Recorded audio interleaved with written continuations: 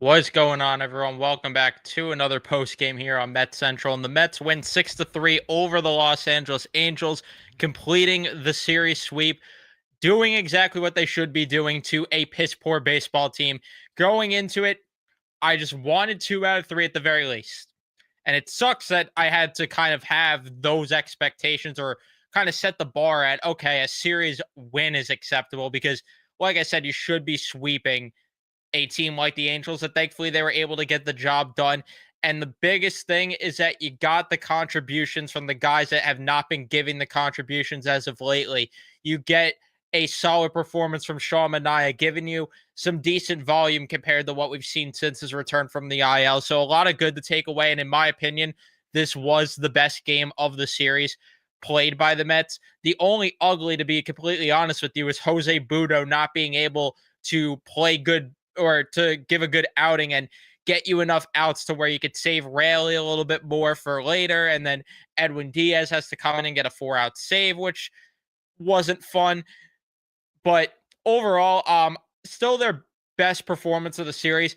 Do there still need to be, more things done? Obviously, I'm not sitting here telling you that this team is now all of a sudden righting the wrong, and I'm not here to tell you that, you know, Francisco Lindor and Pete Alonso are about to go on a tear, which all I could say is that I hope they do.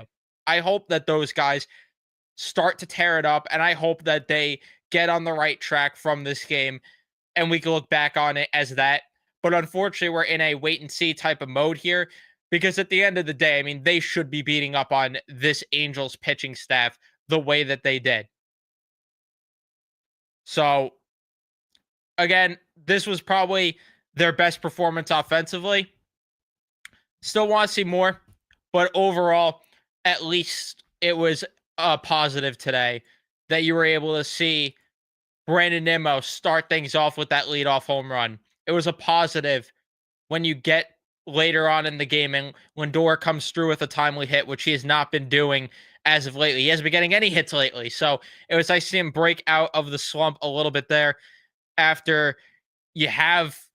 This is the thing that has annoyed me time and time again with this team where, you get guys on the ropes in an inning, no outs, 2 on especially. This team does that, I feel like, every game, and then they don't score.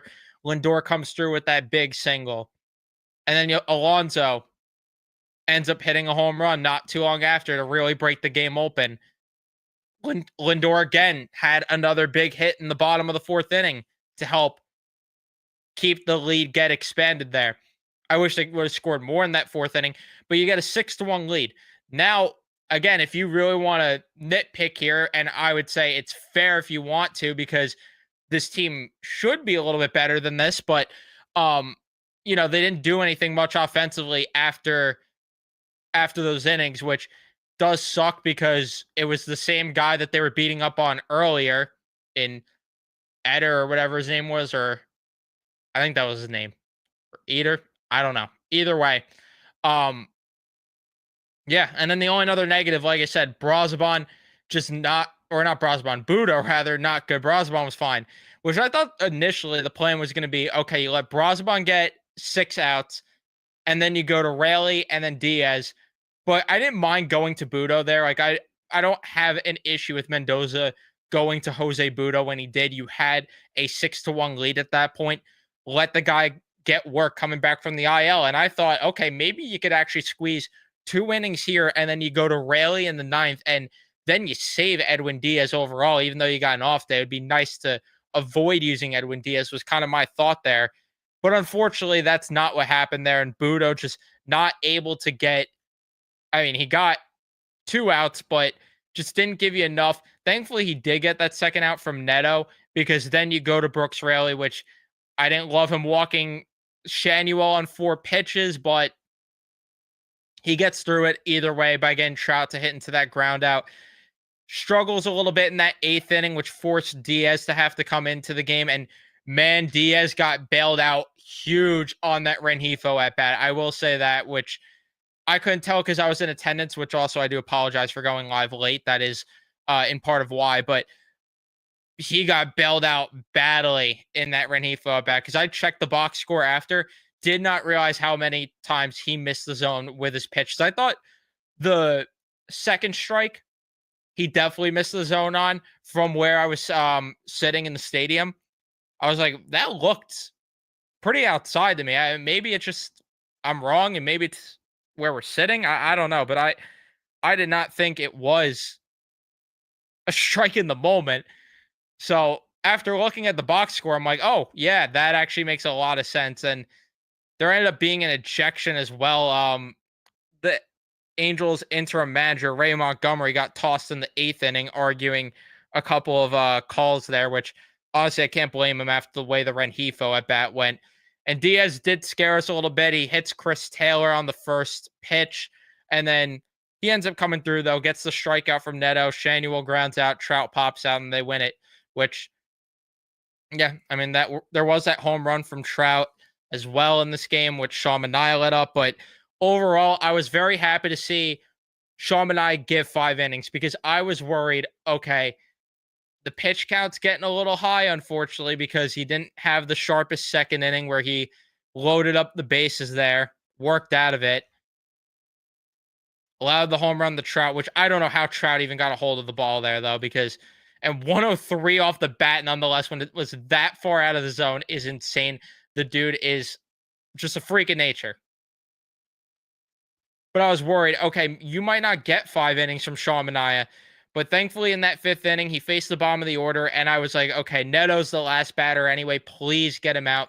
And he gets Neto out. And yeah, turns in 5 innings of work.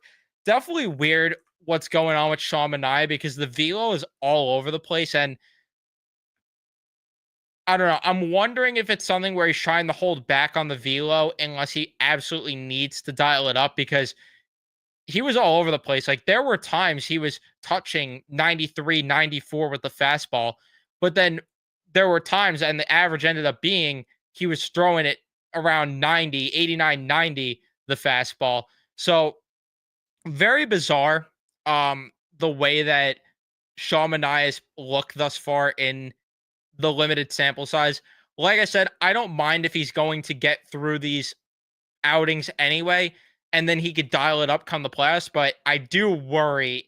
I'll get worried if there are big games and you really want to see the velo up and you're not seeing it. Then I'll get a little bit worried. But for right now, he's getting through outings. I'm not going to sit here and get upset about it or get angry about it. It's a wait and see type of thing. And he's still ramping up at the end of the day. But it's just very interesting to watch unfold, is really what I'm getting at there. And yeah, I don't know. Just because it's so different from what we saw last year from Sean Manaea, and I get it with the injury. If he's trying to, be a little bit more safe with everything, but it's bizarre. And then the other bizarre thing is that we have not seen him throw his sinker at all this season thus far, because that was one of the pitches that was really helping him out last year. It's very bizarre that we haven't seen him break out the sinker yet. So we'll see. In terms of other things of note, there was a poor base running choice by Vientos as well, which maybe the Mets get an extra run in the fourth inning, which I don't understand why he was running on a ball that was hit to that side of the infield, but either way, I don't know how you keep him on the roster beyond the trade deadline. That's another discussion, but I'm just kind of over the stuff with him. But that's just me. So yeah, positives, top of the order came through. The offense better. You still want more, but better. And outside of Jose Budo, just good stuff from the pitching staff again. So we'll see how they build on this. It is the Angels. Now you got to play some better teams, and we'll see how that goes. I mean, this is going to be like one of the bigger stretches for this team coming up here, because you play the Giants, who are behind you in the wild card race. You play the Padres, who are behind you in the wild card race.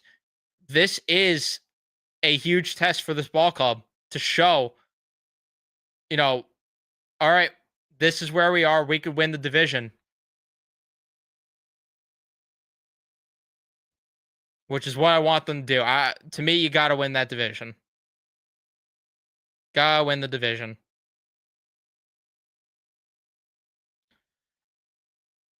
But let me see what you guys are saying in the chat before I wrap things up here. Kill saying, "Hey, no, Evan, let's go Mets. Let's go Mets. Kill. Let's not be fooled by fool's gold.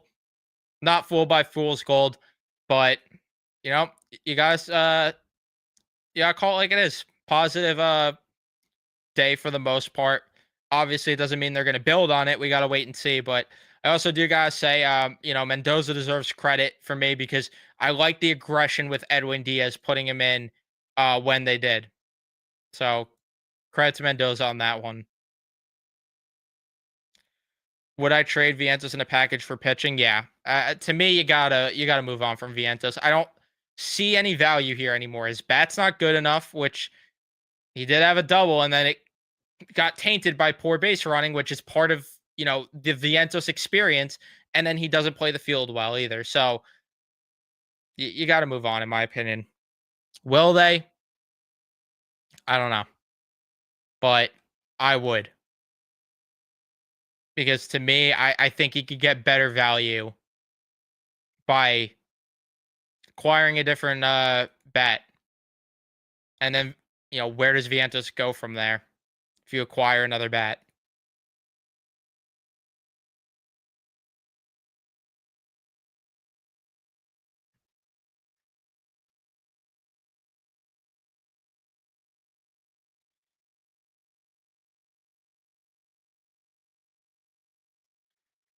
But